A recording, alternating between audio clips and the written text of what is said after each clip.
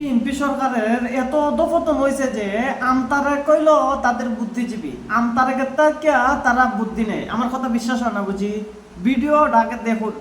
আমেরিকাতে একটা মেশিন বানাইতে দিয়েছে, ওই মেশিনটা বানাইতে লাগবে 11 মাস, ওইটা 2 মাস লাগবে চায়নায় নিতে, কত হলো 13 মাস। আর 2 মাস লাগবে মডিফাই করতে, কত হলো 15 মাস। আর 2 মাস লাগবে বাংলাদেশে আনতে, কত হলো 17 মাস।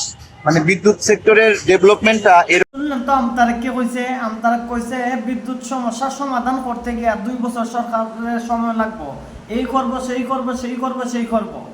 আমার প্রশ্ন ওই জায়গাত না, আমার প্রশ্ন হইলো আমতারার থেকে তারা কিভাবে বুদ্ধিটা নিছে জানেননি?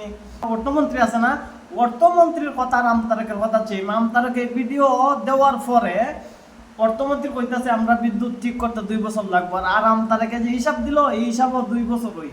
আমতারাকে আর হিসাব দিছে, যে হিসাব দিছে আমরা এই হিসাব মোতাবেক আমাদের অর্থমন্ত্রীও কইছে যে 2 বছর সময় লাগবে বিদ্যুৎ সংকট দূর করতে, বিদ্যুৎ গ্যাস তেল সংকট দূর করতে। তারা আমতারাকের থেকে বুদ্ধি নাই। দেখুন ভিডিওটা দেখুন, অর্থমন্ত্রী কি কইছে। Within 6 months. Nothing can be solved within a year.